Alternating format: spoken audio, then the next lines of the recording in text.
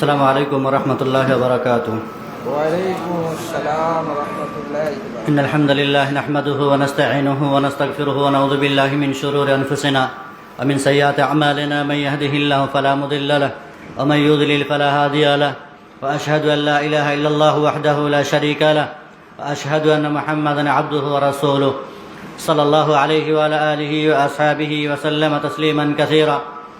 أما بعد، فإن أصدق الحديث كتاب الله، وخير الهدي هدي محمد صلى الله عليه وسلم، وشر الأمور محدثاتها، وكل محدثة بدعة، وكل بدعة ضلالة، وكل ضلالة في النار. فقد قال الله سبحانه وتعالى: أعوذ بالله من الشيطان الرجيم، بسم الله الرحمن الرحيم. يا أيها الذين آمنوا اتقوا الله حق تقاته ولا تموتن إلا وأنتم مسلمون. يا أيها الناس اتقوا ربكم الذي خلقكم من نفس واحدة وخلق منها زوجها وبث منهما رجالا كثيرا ونساء، واتقوا الله الذي تساءلون به والأرحام، إن الله كان عليكم رقيبا. يا أيها الذين آمنوا اتقوا الله وقولوا قولا سديدا يصلح لكم أعمالكم ويغفر لكم ذنوبكم، ومن يطع الله ورسوله فقد فاز فوزا عظيما. وقال الله عز وجل: أعوذ بالله من الشيطان الرجيم، لئن أشركت ليحبطن عملك ولتكونن من الخاسرين. শ্রদ্ধেয় সভাপতি মহাশয়, উলামায়ে কেরাম, সম্মুখস্থ দিন দরদি ইসলাম দরদি ভাতৃবৃন্দ ও বহিরাগত অতিথিবৃন্দ এবং সম্মানিত আয়োজক মণ্ডলী, আজকের আমাদের বিশেষ করে দিনী বৈঠক বা দিনী মজলিস, যা বাইতুল মুকাদ্দাস নামে নামকরণ করা হয়েছে কল্যাণপুর গ্রামে, এই মসজিদটির শুভারম্ভ বা শুভ সূচনা প্রায় 2 মাস পূর্বে, 2 মাস তো নাকি 5 মাস পূর্বে প্রায় আমরা বসেছিলাম। সেদিনও দাওয়াত এবং তাবলীগের কার্যক্রম এই মসজিদ থেকেই শুরু হয়েছিল। আজকে তার 3য় পর্ব নাকি, আজকে 3য় পর্ব, 3য়বার এ মসজিদে অনুষ্ঠিত হয়েছে বা হচ্ছে এ দিনী এবং দাওয়াতি কার্যক্রম। সম্মানিত উপস্থিতি, বিশেষ করে এতদ অঞ্চলের যে সমস্ত গ্রামগুলো রয়েছে, আমরা বারংবার বলি যে দূরের মানুষ না হলেও কাছের মানুষের একতা, ঐক্যবদ্ধতা এবং তাদের জামায়াত, এটি গুরুত্বপূর্ণ ভূমিকা রাখে আমাদের দিনী এবং এই দাওয়াতি সভার। আমাদের অঞ্চলে বাবুইডাঙ্গা আছে, কাষ্টশালী আছে, আর ওদমবাস আছে, আর এটাও আছে। সব মিলিয়ে নেই করে সকল মানুষগুলি যদি জামায়াত হয়, আর যদি 2-4 জন করে আসে, ঘোষপুকুর থেকে এসেছে, তারপরেও 100 জন মানুষ এমনিই হয়। কাছের মানুষের অবহেলা আর অলসতাটা একটু বেশি থাকে।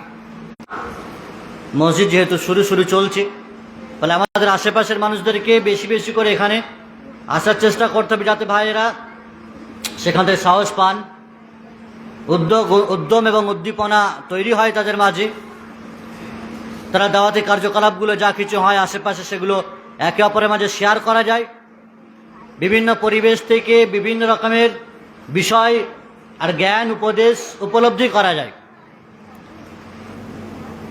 বিরাট মজলিস, ধামাকাদার খাওয়া দাওয়া ইত্যাদি মজলিসগুলো তার ভিন্ন রূপ হয়। আর একেবারে সর্বসাধারণের জন্য আম ফাম মসজিদ, আমাদের ছোট মসজিদ, কিন্তু দিনের একটা সাধারণ সভা, সাধারণ দাওয়াতে ফিল্ড তৈরি করেছিলেন, যেখানে মানুষ শুধুমাত্র শুনবে, শিখবে, আমল করবে, এই নিয়ত নিয়ে। আমাকে যে বিষয়টি নিয়ে মূলত আলোচনা করার জন্য বলা হয়েছে, সেটি হচ্ছে শিরক ও বিদআত। এটি দুটি ভিন্ন ভিন্ন বিষয়।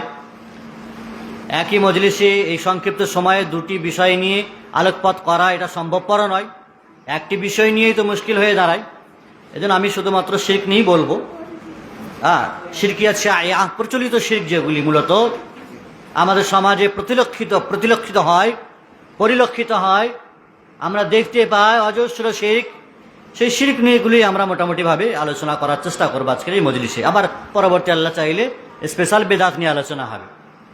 সম্মানিত উপস্থিতি, সর্বপ্রথম শিরক কাকে বলে এটা আমাদের জানার প্রয়োজন আছে। শিরক মা উবিদা মিন দুনিল্লাহ, আরবি পরিভাষায় শিরক বলা হয় আল্লাহ ছাড়া যার ইবাদত করা হয়।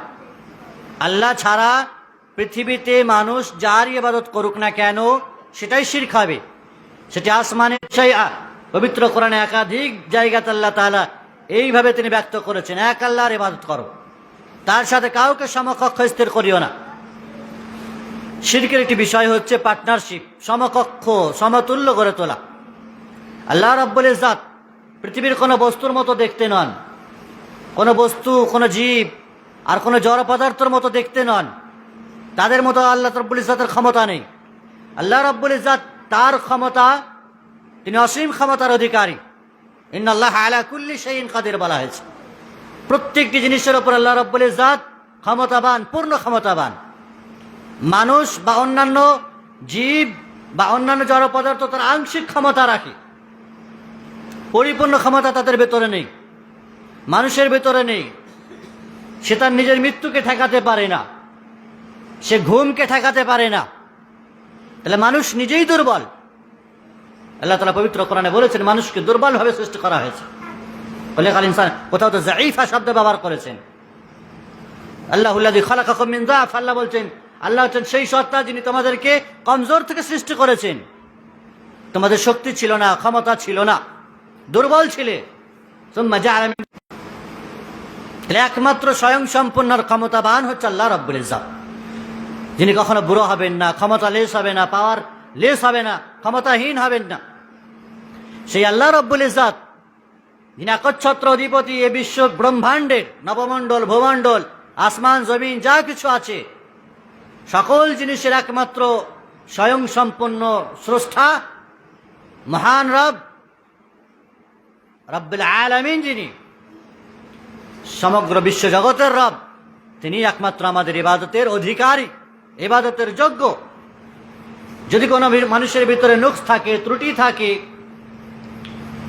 পূর্ণাঙ্গ ক্ষমতা না থাকে, তাহলে সেই ব্যক্তি পূজনীয় নয়, তার ইবাদত করা যায় না। সে তো নিজেই কমজোর দুর্বল, তা আপনাকে কি করে সে সবল করবে? না জানি আমাদের দেশের মানুষের মগজে ব্রেনে ঢুকে আছে, যারা দুনিয়াতে দুর্বল তারা কবরে মাটির তলায় চলে গেলে সবল হয় আরো বেশি, আরো ক্ষমতাবান হয়ে যায়। দুনিয়াতে নিজের মৃত্যু ঠেকাতে পারেনি, নিজের দুর্ভিক্ষ আর নিজের মুসিবত বিপদ আপদ দূর করতে পারেনি। কবরে চলে গেলে তার অলৌকিক মুজিজা হয়তো ফুটে ওঠে, যার কারণে সে কবর থেকে মানুষকে বাঁচায়, রক্ষা করে। গাউসে আজম বলে মানুষ, মহান উদ্ধারকারী বলে। আব্দুল কাদের জিলানী রাহিমাহুল্লাহকে বলে মহান উদ্ধারকারী, গাউসে আজম। আর কত শত মানুষকে ভাবে বিভিন্ন লাকাব আর উপাধি দিয়েছে মানুষ, মহান উদ্ধারকর্তা বানিয়েছে মানুষকে। শুধু মানুষই নয়, বরং জিন, ওলি, আউলিয়া মনে করেছে কাউকে। ফেরেশতাদের মানুষ পূজা করছে, বিভিন্ন রকমের জীব জন্তু পশু পাখির মানুষ পূজা করে, মাটির তৈরি কোন রকমের জিনিস দিয়ে মানুষ নিজেই গড়ছে, নিজেই পূজা করছে। প্রিয় ভাই আমার, আল্লাহ রাব্বুল ইজ্জত ইবাদতের ক্ষেত্রে তিনি একচ্ছত্র অধিপতি।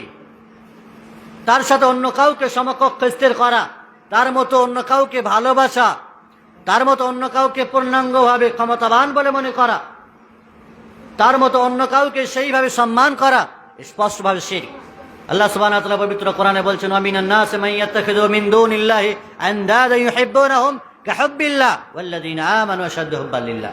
কতক মানুষ এমন আছে, মানুষের মধ্য হতে এমন অনেক মানুষ আছে যারা আল্লাহ ছাড়া অন্য কাউকে ভালোবাসে আল্লাহর মতোই। আল্লাহ রাব্বুল ইজ্জতকে যেভাবে ভালোবাসতে হয় সেই ভালোবাসা মানুষ মানুষকে দিয়ে রেখেছে। কাহুব্বিল্লাহ, আল্লাহর মতো ভালোবাসে, অথচ সাল্লাল্লাহু আলাইহি সাল্লামের ইবাদত করতে বলা হয়নি। নবী আকরাম সাল্লাল্লাহু আলাইহি সাল্লামের ইবাদত করা যায় না, তার পথ পদ্ধতি অবলম্বন করা যায়, তার তরিকা অবলম্বন করা যায়, তার অনুসরণ করা যায়, তার আনুগত্য করা যায়, কিন্তু রাসূলুল্লাহ সাল্লাল্লাহু আলাইহি ওয়াসাল্লামের ইবাদত করা যায় না। আল্লাহ রাব্বুল ইজ্জত পবিত্র কোরআনে বলছেন, লাউ কানা ফীহিমা আলিহাতুন ইল্লাল্লাহ লা ফাসাদাতা, যদি ভূপৃষ্ঠে দুইজন আল্লাহ থাকতো, দুইজন ইলাহ মাবুদ থাকতো, তাহলে দুনিয়া দারহাম বারহাম হয়ে যেত, ধ্বংস তাওহীদ রুবুবিয়্যাহ, যেটি আরবের কাফের মুশরিকরাও মানত যে আল্লাহ তাআলা জীবন দানের ক্ষেত্রে, মরণের ক্ষেত্রে, রুজি রোজগার দেওয়ার ক্ষেত্রে তিনি একক।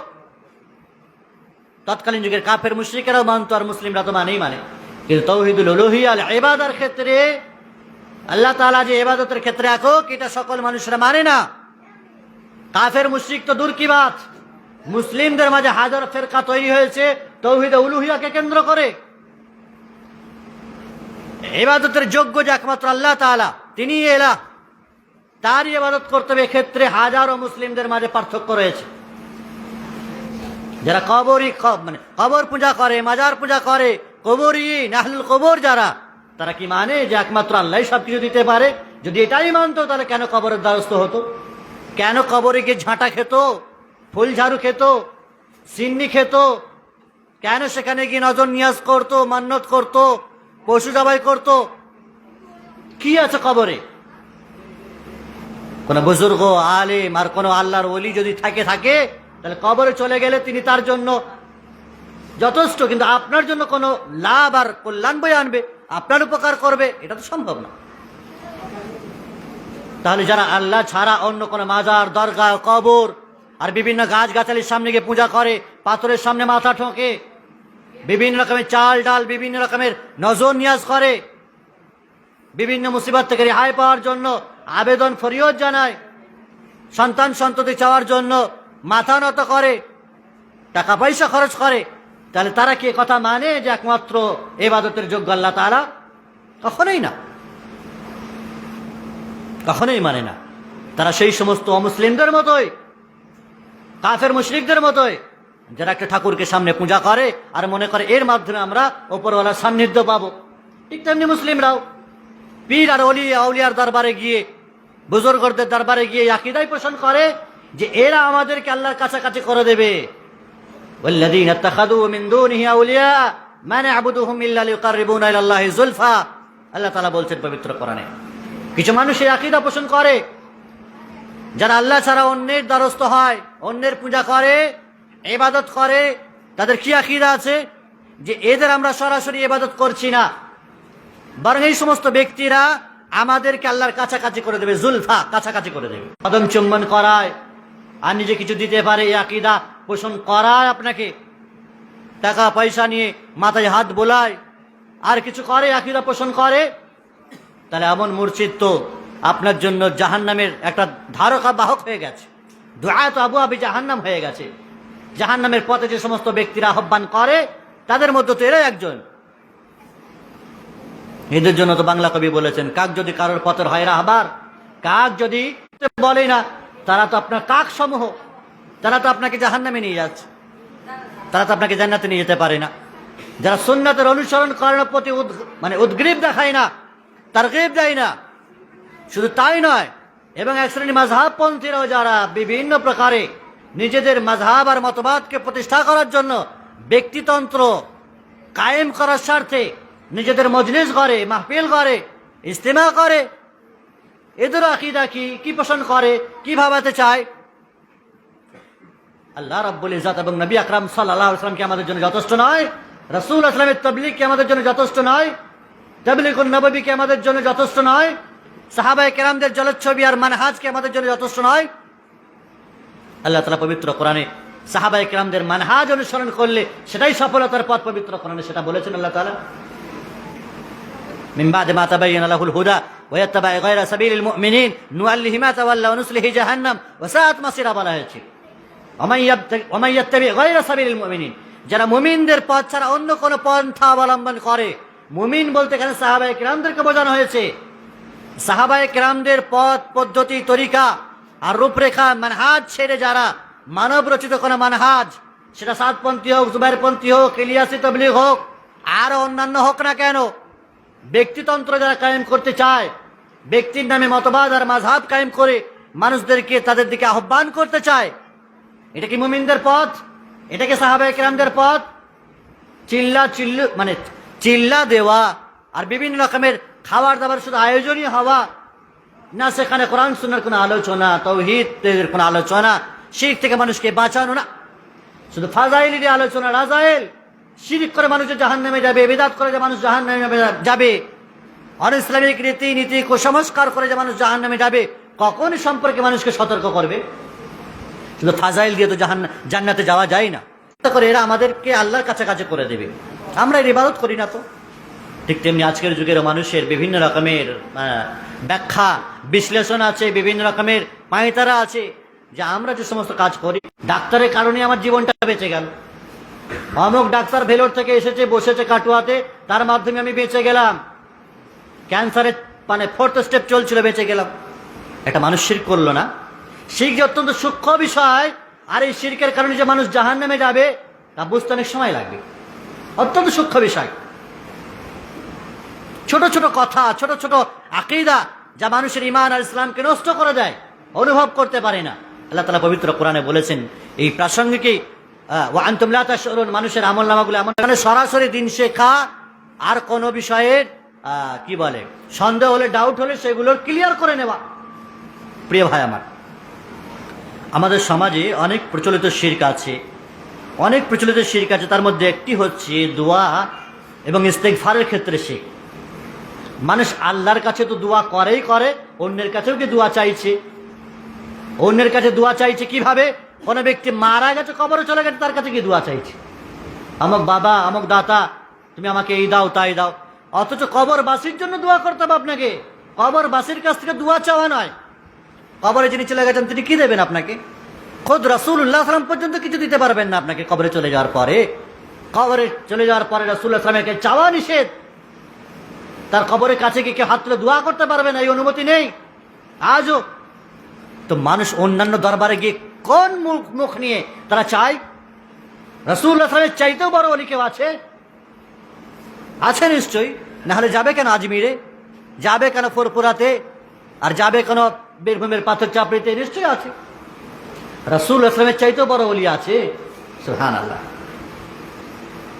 প্রিয় ভাই আমার, তাহলে মানুষ চায়, আল্লাহ ছাড়া অন্যের কাছে চাইছে, মানুষের কাছে চাইছে, যারা কবরে চলে গেছে তাদের কাছে চাইছে। এরা নিজেরাই দুর্বল, ওদের যে কি হাসর নাসর হচ্ছে কবরে তা ওরাই জানে। ওদের কাছে আপনি চাইতে পারেন, রাসূলুল্লাহ সাল্লাল্লাহু আলাইহি ওয়াসাল্লামের কাছে আপনি চাইতে পারেন না। রাসূলুল্লাহ সাল্লাল্লাহু আলাইহি ওয়াসাল্লাম মারা যাওয়ার পরে বৃষ্টি, অনাবৃষ্টির সময় ওমর ইবনে খাত্তাব রাদিয়াল্লাহু তাআলা যখন বৃষ্টি চেয়েছেন, কাকে ওসিলা হিসেবে মানে ধরে বৃষ্টি চেয়েছেন? আব্বাস রাদিয়াল্লাহু তাআলা সামনে রেখে তাকে দিয়ে দোয়া করে, তার দোয়াকে ওসিলা হিসেবে তুলে ধরে আল্লাহর কাছে দোয়া চেয়েছেন, রাসূলুল্লাহ সাল্লাল্লাহু আলাইহি ওয়াসাল্লামের কাছে নয়, যেহেতু রাসূলুল্লাহ সাল্লাল্লাহু আলাইহি ওয়াসাল্লাম মারা গেছেন। সম্মানিত উপস্থিতি, তাহলে দোয়া এবং ইস্তেগফারের ক্ষেত্রে হুজুরের কাছে গিয়ে হাজত পুরো করো আমার, মুশকিল কাশা, হাজত রাওয়া, এইভাবে উর্দু ভাষা আমরা ব্যবহার করে থাকি। বিভিন্ন রকমের মুসিবত দূরকারী, প্রয়োজন পূরণকারী পরে পরে শুয়ে আছে আর তাদের কাছে আপনি সাহায্য চাইছেন। ওই বুজুর্গের কাছে যেতে হবে, পীরের কাছে যেতে হবে, তবে আপনার কি বলে কল্যাণ লাভ হবে। এটি এক প্রকারের শিরক। আল্লাহ ছাড়া আপনি কাউকে ডাকতে পারেন না, কেউ আপনার উপকার বা অপকারের মালিক নয়।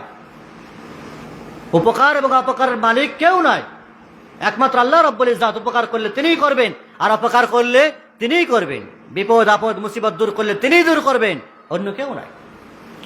অনুরূপভাবে কবরের কাছে গিয়ে যে শিরক করে মানুষ, কবরের কাছে গিয়ে সিজদা করা, চুমু খাওয়া, কদম বুসি করা, হুজুরদের চুমুচাটি করা, বিভিন্ন রকমের মান্যত করা, বুজুর্গদের রেখে যাওয়া রীতিনীতিগুলোকে স্মরণ করা, চোখ দিয়ে টস টস করে পানি ঝরানো, নাউযুবিল্লাহ। সাধারণতভাবে কবর জিয়ারত করা যায়, তার আশেপাশে গিয়ে কবর জিয়ারত করে, কবর জিয়ারতের যে দোয়া আছে সেগুলি পাঠ করা যায়, অশ্রু ঝরানো যায়, আখিরাত স্মরণ আসবে। কিন্তু যে সমস্ত কবরগুলো পাকাপোক্ত করা আছে, মাজার তৈরি করেছে, চাদর চড়িয়েছে, মাহফিল তৈরি করে, সেখানে মোমবাতি আগরবাতি লাইটের ঝলকানি হয়, সেখানে মানুষ ওরস পালন করে, উৎসব পালন করে, আর সেগুলো বিনা পুঁজির ধান্দার ব্যবসাও হয়েছে। আর সেই সমস্ত জায়গাগুলিতে মানুষ যায়, মাজারের কবরে আর দরগাতে, সেখানে গিয়ে চায় সেগুলো পূরণ করবে, এটা ভাবে।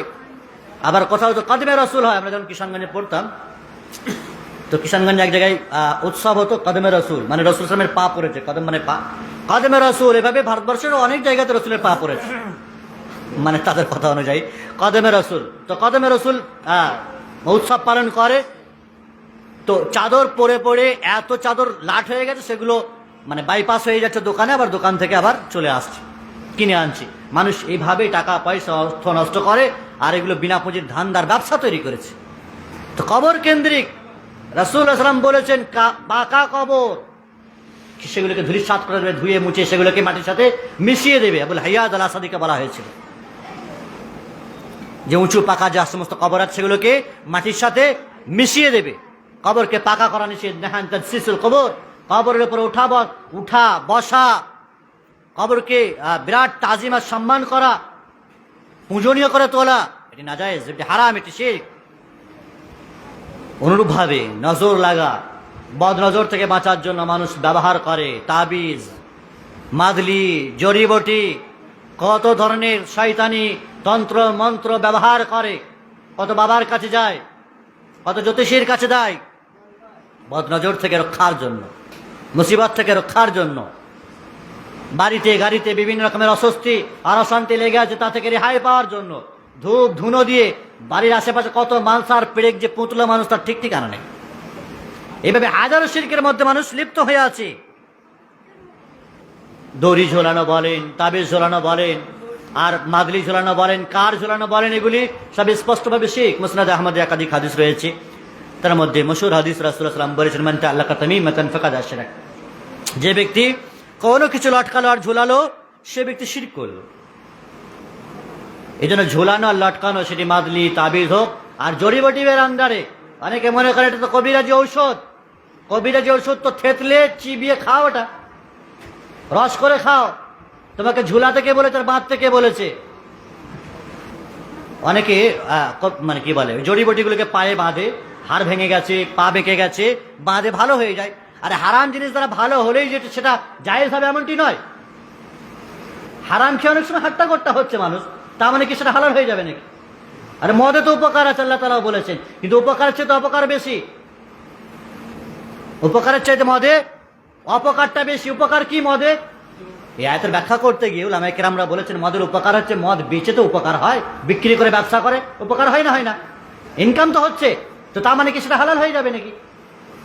হারাম জিনিস দ্রব্য পান করে যদি শরীর ভালো হয়ে যায়, অনেকে বলে গুল মাজলে দাঁত ভালো থাকে, দাঁতে পোকা লেগে থাকে আর কিছু থাকে, গুল মাজলে দাঁত ভালো থাকে, তো গুলটা হালাল হয়ে যাবে? জর্দা পান করলে আর একটু কি বলে খৈনি দিলে মাথাটা টিপটিপ করে ভালো থাকে ব্রেনটা, তার মানে কি গেলে হালাল হয়ে যাবে? কখনোই না। তাবিজ মাদলি বেঁধেছে মানে রোগ ভালো হয়ে গেছে, তো আপনার তাবিজ মাদলিতেই যে রোগ ভালো হলে এটা আপনি কি করে বুঝলেন? তাবিজ মাদলি পরার পরেও ভালো হয় না, তাহলে কি হচ্ছে? প্রিয় ভাই আমার, এগুলো বোঝার বিষয় আছে। তাহলে তাবিজ মাদলির সাথে সাথে জড়ি বটিটাও হারাম। জ্বর হোক আর কাশি হোক আর সর্দি হোক, যা কিছু হয়েছে, তুলসী পাতা আর থানকুনি পাতা যা আছে বেটে খান, চিবিয়ে খান, রস করে খান, ঔষধ করে খান, এটি জায়েজ। সেটা বাঁধা যাবে না, লটকানো যাবে না, ঝোলানো যাবে না। ঝোলানো স্বভাবে খুব মানে মানুষ সহজভাবে নেয় ঝোলানো। কোরআন আর হাদিসও পড়ে না, ঝুলিয়ে রাখে। সহজ ইসলাম পালন করবে, বরকত লাভ হবে। বেটে খেতে তো সময় লাগবে, খেতে কষ্ট আছে, পড়তে কষ্ট আছে, খালি ঝুলিয়ে দাও, ঝুলিয়ে দিলে বরকত লাভ হয়ে যাবে। ঝোলানো জাতি এর আমরা, তো ঝুলবে। ঝোলানো জাতি যদি হয় তো আল্লাহও ঝোলাবে তোমাকে, ফাঁসির ফাঁদে ঝুলবে তুমিও। এই জন্য ঝোলানো থেকে মানে বেঁচে থাকতে হবে। কোরআন ঝোলানোর জন্য আসেনি, হাদিস ঝোলানোর জন্য আসেনি, আর আল্লাহর মোহাম্মদ টাইলস লিখে বাড়িতে লাগানোর জন্য আসেনি, আর ফ্রেম বন্দি করে বাড়িতে ঝোলানোর জন্য আসেনি। ওতে বরকত লাভ হবে না, ওতে বরকত লাভ হবে না, বরং উল্টে গোনা হবে। ফলে ঝোলানো নয়, বরং হৃদয় ধারণ করার জন্য কোরআন এসেছে। কোরআন হচ্ছে বড়, সবচাইতে বড় প্রতিষেধক, ঔষধ, চিকিৎসা। ওয়ানুনাজ্জিলু মিনাল কোরআনে মা হুয়া শিফা। আল্লাহ বলেন কোরআন নাযিল করেছে, সেটাই তো শিফা, আরোগ্য। এটা তেলাওয়াত করবেন, এটা ঝুলিয়ে দেবে। এত সহজ পেয়ে গেছে মানুষ, ঝোলাতে অভ্যস্ত হয়েছে। তাবিজ মাদলি জড়িবটি ঝুলিয়ে গলা ঘাড় হাত পা সব বেঁধে একাকার করে দিয়ে, ঝুলানোর কারণে মানুষ মরে যাবে। এত টিপে টাপে কার আর মাদলিগুলো আর আংটিগুলো কারো কারো মানে মানে ঢুকে বসে থাকে, বালাগুলো বসে থাকে, কত শতত এইভাবে বালা কাটতে হয়েছে, আংটি কাটতে হয়েছে। কত কেউ মানত করেছে, লোহার আংটি পরে বসে আছে, লোহার কি বলে স্টিলের বালা পরে বসে আছে, এগুলো নিষেধ। রাসূলুল্লাহ সাল্লাল্লাহু আলাইহি ওয়াসাল্লাম একজন ব্যক্তির হাতে দেখতে পেলেন এভাবে যে তামার একটি বালা পরে আছে, সে তাকে বললেন আনজে, হ্যাঁ এটাকে খুলে ফেলে দাও। রাসূলুল্লাহ সাল্লাম বলছেন এটা সবল করা তো দূরের কথা, ফামা ইয়াজিদুকা ইল্লা ওয়াহনা, বরং তোমার কমজোর দুর্বলতা আরো বাড়িয়ে দেবে। ফাইন্নাকা লাউ মুত্তা ওয়া হিয়া আলাইকা মা আফলাহতা আবাদা, আর এই মত অবস্থা যদি তোমার মরণ হয়ে যায় তুমি নাজাত পাবে? জান্নাত যেতে পারবে? কখনই পাবে না। মানুষ ভূত পেতনির ভয়ে রাস্তায় অনেকে ওই লোহার জিনিস নিয়ে চলে। মুসলিমদের মাঝেও একই তো অনেকের আছে, কাটারি নিয়ে কাস্তে নিয়ে কেউ চলে। লোহার জিনিস দেখলে ভূত পেতনি ভয় পাবে। তুমি ভয় পাচ্ছ না, লোহা দিয়ে একে অপরকে আঘাত করে কতল করছো, আর ভূত পেতনি আর জিন দেখে ভয় করবে। লোহার জিনিস মানুষের জন্য পরিধান করে অনেকে, এই বদ আকীদা আছে। তাহলে এটি বাঁচাবে তোমাকে, এটা শিরকি আকীদা। লোহা তোমাকে বাঁচাবে, তামার বালা তোমাকে বাঁচাবে, এই কার আর সুতো তোমাকে বাঁচাবে, গাড়িতে জুতো ছিঁড়া তোমাকে বাঁচাবে, জমিতে মানে মানে কুলো ছিঁড়া তোমাকে বাঁচাবে, বাড়িতে ঝুলিয়ে রেখে দিয়েছো বিভিন্ন রকম জামা কাপড় ছিঁড়া তোমাকে বাঁচাবে, রক্ষা করবে। এই বদ আকীদা, এগুলো শিরকি আকীদা। এগুলো তোমাকে কি করে রক্ষা করতে পারে? সম্মানিত উপস্থিতি, তাবিজ মাদলি জড়িবুটি মানুষ ব্যবহার করছে, মানুষকে করাচ্ছে, এগুলি স্পষ্ট শিরক, যেগুলোর কারণে আপনাকে জাহান্নামে যেতে হবে। আপনার ইবাদত কোনো কাজে আসবে না। ইবাদত আপনি যতই করেন না কেন, যদি শিরক আপনার ইবাদতের সাথে লেগে থাকে, চিপকে থাকে, তাহলে আপনার ইবাদতের এতটুকু মূল্য নেই। আছে তৌহিদ টিকতেই পারে না শিরক এলে। তৌহিদ আর শিরকের সম্পর্ক হলো আলো আর অন্ধকারের মতো। তৌহিদ আলো আর শিরক অন্ধকার। অন্ধকার লেগে আছে মানে আলো ফুটতেই পারে না। তৌহিদেও আছি, মনে করছে নামাজও পড়ছি, আবার ওখানেও আছি, আমার ইবাদত ঠিক আছে না। শিরক থাকলে ইবাদত কোনো কাজে আসবে না। রাসূলুল্লাহ সাল্লামকে স্পষ্ট কঠোর ভাষায় আল্লাহ তাআলা বলছেন, লা ইন আশরাকতা লা ইয়াহবাতান্না আমালু। নবী, তুমিও যদি আল্লাহর সাথে কাউকে শরীক করো, তোমার আমলনামাটাও বরবাদ হয়ে যাবে। এটা কাকে বলছেন? বিশ্বনবী মুহাম্মদুর রাসূলুল্লাহ সাল্লাল্লাহু আলাইহি সাল্লাম, যিনি সমগ্র নবীদের সর্দার, যিনি আমাদের সকল উম্মতের জন্য সুপারিশ করবেন কিয়ামতের দিনে, তাকে বলা হচ্ছে তুমিও যদি আল্লাহর সাথে কাউকে শরীক করো, তাহলে তোমার আমলনামা বরবাদ আর বাতিল করে দেওয়া হবে। ওয়ালা তাকুনান্না মিনাল খাসিরিন, আর তুমিও ক্ষতিগ্রস্তদের কাতারে শামিল হবে সেদিন। রাসূলুল্লাহ সাল্লামকে যদি এই কথা আল্লাহ তাআলা বলতে পারেন, তো আমার আপ কিস খেত কে মূলি হ্যাঁ? আমি আর আপনি কে রে ভাই? কে আমরা? আমরা তো তার সুপারিশের হকদার, তিনি আমাদের জন্য সুপারিশ করবে। প্রিয় ভাই আমার, অনুরূপভাবে আল্লাহ ছাড়া অন্যের নামে কসম খাওয়া প্রচলিত একটি শিরক। অজস্র মানুষ আল্লাহ ছাড়া মসজিদের নামে কসম খায়, মাদ্রাসার নামে কসম খায়, কাবার নামে কসম খায়, মদিনার নামে কসম খায়, রসুলের নামে কসম খায়, অলিয়া উলিয়ার নামে কসম খায়। আর এটা দুঃখজনক হলেও সত্য, মুসলিমেরা আবার অমুসলিমদের দেব দেবী মূর্তির নামেও কসম খায়। মা কালীর নামেও কসম খেতে আমার নিজের এই দুটো কান শুনেছি। মা কালীর নামে কসম খাচ্ছে, নাউযুবিল্লাহি মিন যালিক। তো মানুষ যদি তোমার কসম খাওয়ার প্রয়োজন পড়ে, তো কার কসম খাবে? আল্লাহর কসম খাও। মান কানা ইয়াহলিফ ফালিয়াহলিফ বিল্লাহ আও লিয়াসমুত। রাসূলুল্লাহ সাল্লাল্লাহু আলাইহি ওয়াসাল্লাম বলছেন, যদি কসম খাওয়ার প্রয়োজন পড়েই গেছে তো আল্লাহর কসম খাও, নাহলে চুপ থাকো। কেন অন্যের কসম খাবে? নানার কসম, নানির কসম, কোন ধরনের ভাই? পৃথিবীতে আল্লাহ ছাড়া কারো কোনো জিনিসের কসম খাওয়া জায়েজ নয়, বৈধ নয়। একমাত্র আল্লাহর জন্য বৈধ, তিনি পৃথিবীর সকল বিষয়ের কসম খেতে পারেন। কার জন্য? যিনি সৃষ্টিকর্তা, তিনি কসম খেয়েছেন তিনের কসম, ওয়াদ-দুহা সকালের কসম, ওয়াল-লাইলি ইয়াগশা রাতের কসম। তো আল্লাহ তাআলা খেতে পারেন, রাত দিন চন্দ্র সূর্য মানুষ জিন, আল্লাহ কসম খেতে পারেন। কেন? কারণ আল্লাহ এগুলো সৃষ্টিকর্তা, এগুলোর উদ্ভাবক। আল্লাহর জন্য কসম জায়েজ আছে পৃথিবীর সকল জিনিসের, কিন্তু আমার আপনার জন্য আল্লাহ ছাড়া অন্য কারো নামে কসম খাওয়া জায়েজ নয়। তবে এভাবে আরো কসম খাওয়া যায়, ওয়ারাব্বিল কাবা, কাবার রবের কসম, এটা খাওয়া যায়। রব্বিল মদিনা, মদিনার রবের কসম, এভাবে খেতে পারেন। কিন্তু সরাসরি কাবার রবের, কোরআনের, হাদিসের কসম আপনি খেতে পারেন না, জায়েজ নয়। কসম খাওয়া আল্লাহ ছাড়া অন্যের নামে, এটি ছোট শিরক বলা হয়েছে, এটি ছোট শিরক। অনুরূপভাবে আল্লাহ রব্বুল ইজ্জাতের সৃষ্টি শক্তিতে অন্য কাউকে সমকক্ষ মনে করা, যেমন আমি একটু উদাহরণ দিয়েছিলাম, ডাক্তারকে ভালো করে দিয়েছে, রোগ চিকিৎসা ভালো হয়ে গেছে, তো ডাক্তারকে সর্বেসর্বা মনে করেছে। ডাক্তারই আমার জীবন বাঁচালো, ডাক্তারই জীবন দেয়, তাই না? বৃষ্টি হয়েছে, বৃষ্টিটাই আমার বাঁচালো, সব কিছু ফল ফসলকে বাঁচালো, এভাবে মনে করা, এগুলো ছোট, এগুলো শিরকের মধ্যে শামিল। কোনো বৃষ্টি, কোনো ডাক্তার, কোনো মানুষ আর কোনো দুনিয়ার কোনো জিনিস আপনাকে বাঁচাতে পারে না। এর পিছনে যিনি আছে তাকে স্মরণ করতে হবে।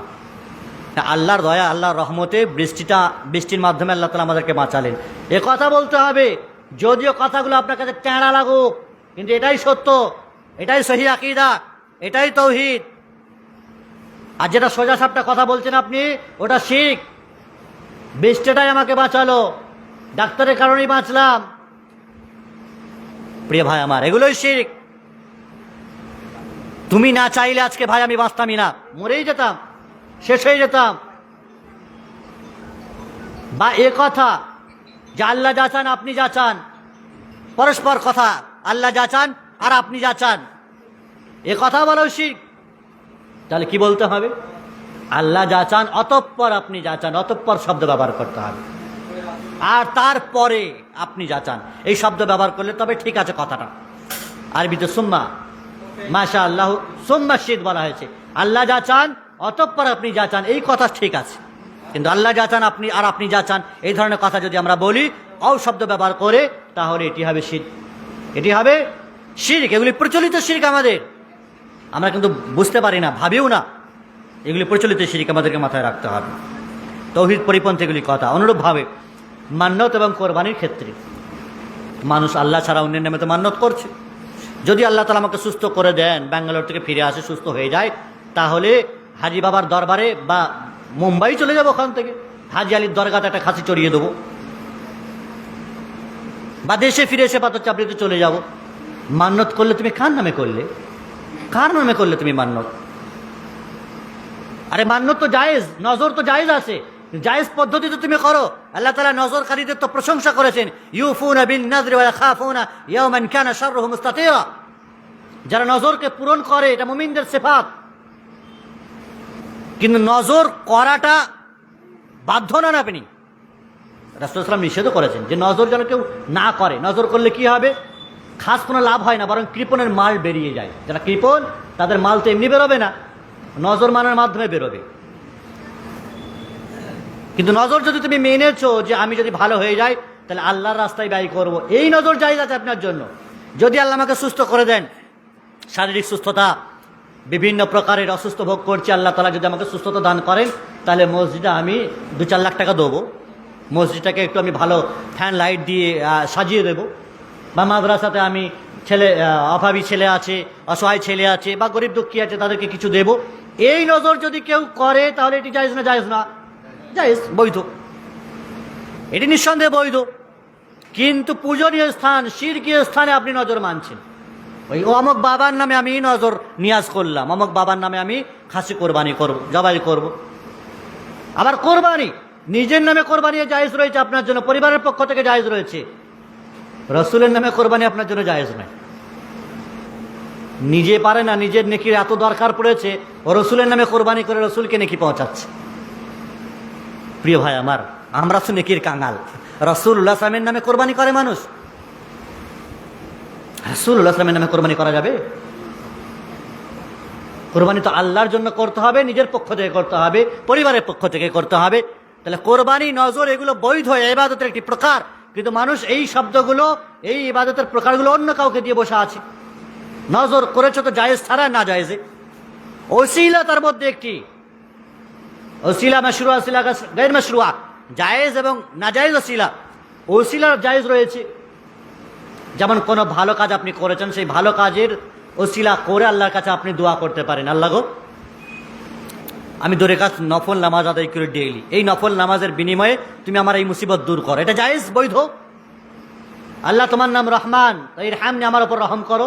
তোমার নাম তওয়াব, তো তুমি আমাকে, আমার তওবাকে কবুল করো। তোমার নাম গফফার, তুমি আমাকে ক্ষমা করো। আল্লাহর নামের ওসিলা করা এটি জায়েজ রয়েছে। নেক আমলের ওসিলা করা, আল্লাহর নাম দিয়ে ওসিলা করা জায়েজ। আরেকটি হলো কি, আরেকটি কি আছে? আল্লাহর নাম দিয়ে ওসিলা করা, সুন্দর সুন্দর যে নামগুলো আছে, আর নেক আমল দিয়ে করা। আরেকটি হচ্ছে জীবিত ব্যক্তি, মুত্তাকি, পরেজগার ব্যক্তি, তাকে দিয়ে দোয়া করা, তার দোয়াকে ওসিলা হিসেবে তুলে ধরা। যেমন ওমর ইবনে খাত্তাবের কথা আমি বললাম, অনাবৃষ্টির কারণে তিনি যে আব্বাস রাদিয়াল্লাহু তাআলা আনহু দোয়া দিয়ে ওসিলা করেছিলেন। জীবিত ব্যক্তি, মৃত ব্যক্তি নয়। সত্যিকার অর্থে যদি কোনো জীবিত ব্যক্তি থাকে, আল্লাহর ওলি থাকে, পরেজগার ব্যক্তি থাকে, তাহলে তাকে দিয়ে দোয়া করাতে পারেন, তার দোয়াটাকে ওসিলা হিসেবে তুলে ধরতে পারেন। এই ওসিলা যেটি ইবাদতের একটি প্রকার, যদি এই 3টি প্রকার ছাড়া অন্য কোনো ওসিলা আপনি করেন তাহলে সেটি হবে শিরক।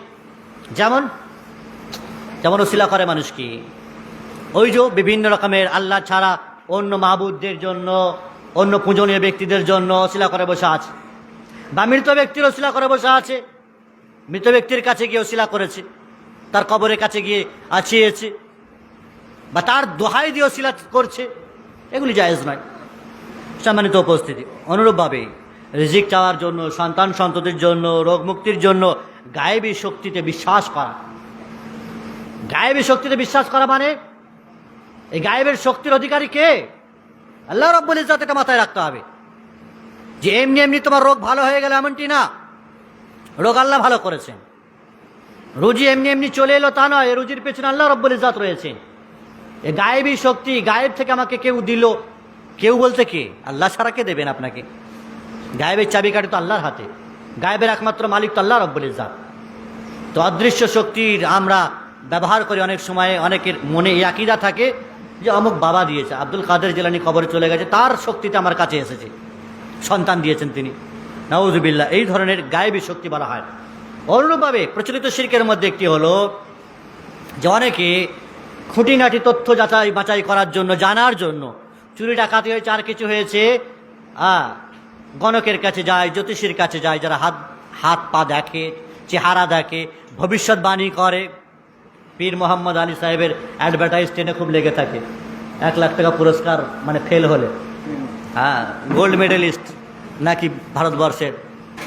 তো গণক আর জ্যোতিষীর চুঁচুড়া স্টেশনে দীর্ঘদিন একটা লোক বসে থাকতো বিভিন্ন আংটি নিয়ে। আমরা সেই ছোটোবেলাতে দেখেছি, আর নেই, তার ব্যবসা হয়তো চলেনি। তার আংটি যখন অন্যের কাছে চলেনি তো তার কি চলবে, সে ব্যবসা গুটিয়ে দিয়েছে। তো এইভাবে জ্যোতিষীদের কাছে গিয়ে মানুষ নিজেদের জীবন রেখা শোনায় আর কুণ্ডলি বার করে। তারা অমুসলিমেরা, হিন্দুরা যেমন কুণ্ডলি বার করে বিয়ের সময় গিয়ে বিভিন্ন তাদের কি বলে পূজারীদের কাছে গিয়ে, তো ঠিক তেমনি অমুসলিমরাও বিভিন্ন রকমের মুসিবতে পড়লে জ্যোতিষীর কাছে দেখায়। বিয়ে হচ্ছে না দীর্ঘদিন মেয়েটার, একবার দেখাতে হবে। সন্তান হচ্ছে না, তোমাকে তো যেতেই হবে, হবে না সন্তান, জ্যোতিষীর কাছে যায়, গণকের কাছে যায়, সন্তান হচ্ছে না, তার খুঁটিনাটি যাচাই বাছাই করার জন্য, জানার জন্য, পাওয়ার জন্য। রাসূল আকরাম সাল্লাল্লাহু আলাইহি ওয়াসাল্লাম বলেন, মান আতা কাহিনান ফাসাদ্দাকাহু ফাকাদ কাফারা বিমা উনজিলা আলা মুহাম্মদ। যদি কোনো ব্যক্তি এই জ্যোতিষীদের কাছে আসে, গণকের কাছে আসে, আর তারা যা কিছু বললো সেগুলোকে স্বীকার করে, সত্য বলে বিশ্বাস করে, তাহলে সে ব্যক্তি রাসূলের আনিত দ্বীনের কুফরি করলো। আর এই জন্য বলা হয়েছে যে শয়তানেরা, যে সমস্ত শয়তান জিন আছে, তারা আসমানে যায় খবর চুরি করতে। আসমানে ফেরেশতাদের কাছে অনেক আলোচনা হয়, ফেরেশতারা আলোচনা করেন অনেক বিষয়। আল্লাহ রাব্বুল ইজ্জত ফেরেশতাদেরকে বলেন যখন অনেক কিছু বিষয় তারা আলোচনা করেন, সেই বিষয়গুলো খবর চুরি করার জন্য কিছু বদ জিন শয়তান আছে, তারা আসমানে খবর চুরি করতে যায়। লিয়াস্তারে কাসামা বলা হয়েছে। তো তখন তাদের উপরে শিহাবুন সাকিব, আগুনের ফুলকি ছোড়া হয় তাদের উপরে। তো তারা এই ধরনের মিথ্যা খবর সেখান থেকে নিয়ে আসে, আর বানাউটি কোনো খবর একটা হয়তো সত্য হলো, সেই খবরগুলো গণক আর জ্যোতিষীদের কানে এসে দেয়, আর গণক জ্যোতিষীরা সেগুলোকে ভালো করে মিক্সচার করে, পাইল করে সেগুলো জনগণের মাধ্যমে ছোঁড়ে, জনগণের কাছে ছোঁড়ে।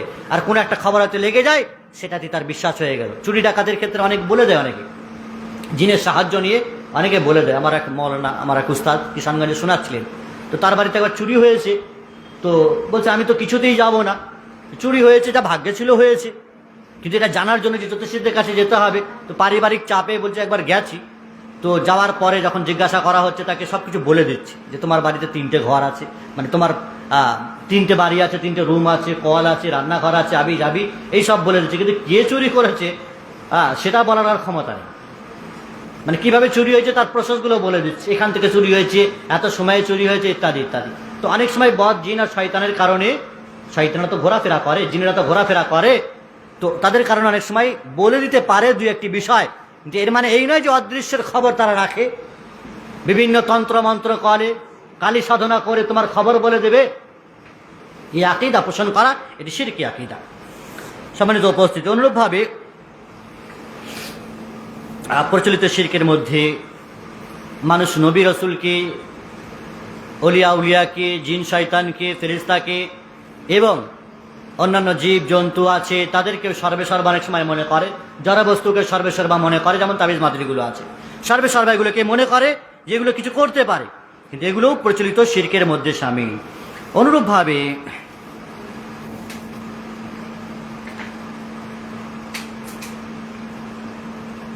বিপদ আপদ এবং বদনজর থেকে বাঁচার জন্য এই কথাটাই আমি বলেছি যে কোনো রকমের তাবিজ মাজলিস ঝোলানো এগুলি একেবারে স্পষ্ট শিরক।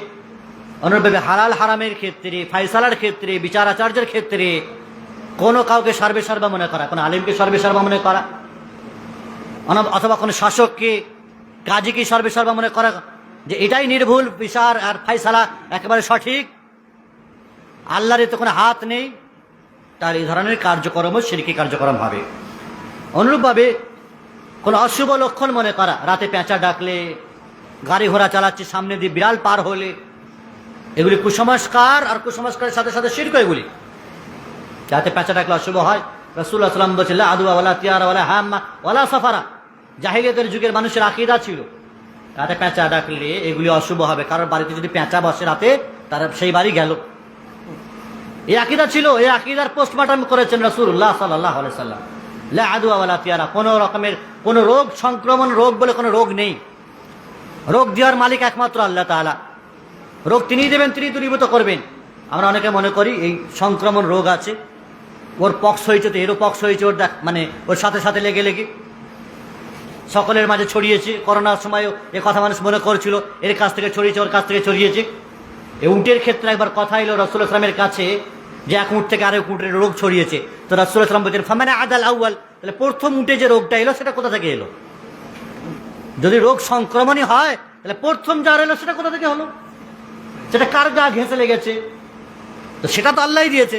তো সেটা যদি আল্লাহ দিতে পারে, বাকি যেগুলো হয়েছে সেগুলো কে দিয়েছে? সেগুলো আল্লাহ দিতে পারেন না? সেগুলো অন্যের ঘেঁষা লেগে হয়েছে না। এই জন্য রোগের কোনো সংক্রমণ নেই।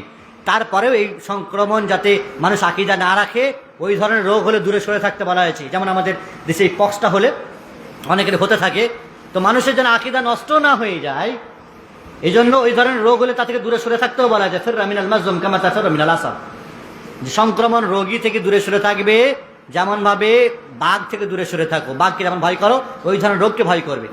যে যদি বাই চান্স তার কাছে গিয়ে গেছো আর হয়ে গেছে তোমার পক্স, হাম আর জ্বর, তাহলে তোমার আকীদাটাই নষ্ট হয়ে যাবে। ওর কাছে গেলাম বলেই তো হলো, যেন যাতে করে ওখানে না যাও আর না হয় দূরে সরে থাকবে। ওয়ালা তিয়ারা, পাখি উড়িয়ে ভাগ্য নির্ণয় করা এটা শিরক। ওয়ালা হাম্মা ওয়ালা সাফারা, এবং পেঁচা টেঁচা ইত্যাদি এগুলির কে সম্মুখে রেখে যে মানে ভালো আর মন্দ বিচার করা হয়, এগুলির শিরক। তো এগুলিতে কোনো রকমের তাওহীদ নেই, এটা মাথায় রাখতে হবে। এগুলি সব শিরকের কার্যকলাপ। অনুরূপভাবে হেদায়েত এবং শাফাত, মুক্তি লাভ আল্লাহ ছাড়া কেউ দিতে পারেন না। হেদায়েত আল্লাহ ছাড়া আপনাকে কেউ দিতে পারে না। আলেম উলামারা শুধুমাত্র রাস্তা দেখায়। হেদায়েতের দুটি ভাগ আছে, হেদায়েত তৌফিক আর হেদায়েত দেলালা বলা হয় অথবা ইরশাদ বলা হয়। যে রাস্তা দেখানো, আলেম উলামারা আপনাকে কি দেখাবে? রাস্তা দেখাবে, দ্বীনের পথ, ইসলামের পথ, জান্নাতের পথ আপনাকে দেখাবে। কিন্তু তারা আপনাকে হেদায়েত দিতে পারবে? পারবে না। রাসূলুল্লাহ সাল্লাল্লাহু আলাইহি ওয়াসাল্লাম পেরেছেন, আবু তালেবকে তো পারলেন না, মৃত্যুর সময় আবু তালেবকে পারলেন না। তাহলে হেদায়েতের ক্ষমতা একমাত্র যে তৌফিক, সেটা আল্লাহ রাব্বুল ইজ্জতের হাতে, সেটা অন্য কারোর হাতে নয়, কোনো পীর মুর্শিদের হাতে নেই, কোনো পীর কেবলা হুজুরের হাতেও নেই। এ কথা মাথায় রাখতে হবে। অনুরূপভাবে আল্লাহ ছাড়া অন্য কারোর কাছে সাহায্য প্রার্থনা করা এটিও শিরকের অন্তর্ভুক্ত। তাহলে আমরা মোটামুটিভাবে প্রচলিত শিরকের একটি খসড়া, একটি লিস্ট বা খুব সংক্ষিপ্ত আকারে গুটি কতক জিনিস আমাদের জানা হলো যে এরকমভাবে হাজারো শিরকের বিষয় আছে। শিরকটা কি মোটা বিষয়, ছোটোখাটো বিষয় নয়। আমরা তাওহীদের ওপরে, আকীদার ওপরে অনার্স করেছি, 4 বছর পড়তে হয়েছে। প্রতিটা 1 বছরে 2টো করে মুস্তাওয়া, 2টো করে সেশন, আর প্রতিটা সেশনেই শিরকের বাহাস থাকে, তাওহীদের বাহাস থাকে। এটা লম্বা চওড়া বিষয়। তবে শিরকের বিষয়ে বাংলা জগতে একটা ভালো খুব বই আছে, আর শিরক বলে একটা বই আছে, সম্ভবত খলিলুর রহমান বলে কোনো এক লেখক আছেন। আর শিরক একেবারে মানে শিরকের যাবতীয় প্রকার তথ্য সমৃদ্ধ বইটি, ওই বইটি রাখার দরকার আছে প্রত্যেকটি ভাইয়ের কাছে, বিশেষ করে মসজিদের কাছে রাখা দরকার আছে। আমার কাছে নেই আপাততভাবে। তো শিরকের যাবতীয় বিষয়গুলো সেখানে উল্লেখিত আছে। তো আমরা বিশেষ করে পরিশেষ আল্লাহ রাব্বুল ইজ্জতের কাছে দোয়া করব, আল্লাহ সুবহানাহু ওয়া তাআলা তিনি যেন আমাদেরকে প্রচলিত শিরক যেগুলি আমাদের সমাজে চলছে, রায়েজ আছে, সেগুলি থেকে আল্লাহ তাআলা আমাদেরকে হেফাজত করেন, রক্ষা করেন। এবং বিশেষ করে অনেক কিছু আমরা জানি না, কথা বলতে গিয়ে আমাদেরকে সতর্ক হতে হবে। কাজকর্ম করতে গিয়েও যদি কোনো রকমের ডাউট হয়, সঙ্গে সঙ্গে প্রশ্ন করে নিতে হবে, উলামায়ে কেরামদের দ্বারস্থ হতে হবে। এই কথাটা আমার শিরক হয়ে গেল না তো? লজ্জা করলে হবে না। লজ্জা করেছেন তো মরেছেন। হ্যাঁ, দিনের ক্ষেত্রে লজ্জা চলবে না। দুনিয়ার সর্বক্ষেত্রে লজ্জা করেন, দিনের ক্ষেত্রে লজ্জা করবেন না। কুরাইশদের মহিলাদের ক্ষেত্রে বলা হয়েছে তারা সবচেয়ে বেশি লজ্জাশীল, তারপরে তারা প্রশ্ন করতে ছাড়তেন, দিন শিখতে ছাড়তেন না। তারা রাসূলুল্লাহ সাল্লাল্লাহু আলাইহি ওয়াসাল্লামের কাছে দিন চেয়ে নিলেন যে আপনি তো পুরুষদের জন্য দিন নির্ধারণ করে দিন শেখাচ্ছেন, তো আমাদের জন্য এই যে আল্লানা ইয়াউমা, সপ্তাহে আমাদের জন্য একটা স্পেশাল দিন নির্ধারণ করেন। কারা বলছেন? মহিলারা। তো দিন শেখার ক্ষেত্রে লজ্জা নাই। আমাদের দেশে মহিলাদের দিন শেখার ক্ষেত্রেই লজ্জা, বাকি আর কোথাও লজ্জা নেই। সর্ব জায়গাতে লজ্জা উদুম করে দিয়েছে, খালি দিন শেখার ক্ষেত্রে একটু লজ্জাশীল। এটা জিজ্ঞাসা করবো কেমন যেন হবে। তো সেই সমস্ত যুগের মহিলারা দিন শিখতে লজ্জাবোধ করতেন না। রাসূলুল্লাহ সাল্লাল্লাহু আলাইহি ওয়াসাল্লামের কাছে দিন চেয়ে নিলেন, আমাদের জন্য স্পেশাল একটা দিনের নির্ধারণ করেন, যে দিনে আমরা সরাসরি আপনার কাছ থেকে দিন শিখবো।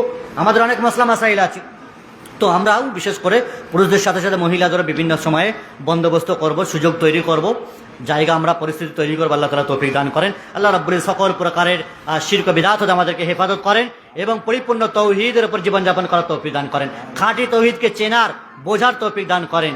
যে তৌহিদ না চিনলে আমাদেরকে জাহান্নামে যেতে হবে, যে তৌহিদের উপর আমল না করলে আমাদেরকে জাহান্নামে যেতে হবে। ফলে তৌহিদকে চেনার জানার প্রয়োজন আছে এবং শিরক থেকে দূরে সরে থাকার দরকার আছে আমাদের। শিরককারী জাহান্নামে যাবে। শিরক ছাড়া আল্লাহ তাআলা সকল গুনাহকে মাফ করবেন। আল্লাহ তাআলা পবিত্র কোরআনে একাধিক আয়াত আছে, সেগুলি সংক্ষেপে বলার সময় নেই, যে আল্লাহ তাআলা শিরক ছাড়া সকল গুনাহকে তিনি মাফ করে দেবেন। শিরক ছাড়া সকল গুনাহকে তিনি ক্ষমা করবেন, শিরকের গুনাহ মাফ করবেন না। তার মানে কত বড় অপরাধ। তবে হ্যাঁ, কোনো মানুষ যদি খাঁটিভাবে তওবা করে তো আল্লাহ তাআলা শিরকের গুনাহকেও মাফ করবেন, এমন তো নয়।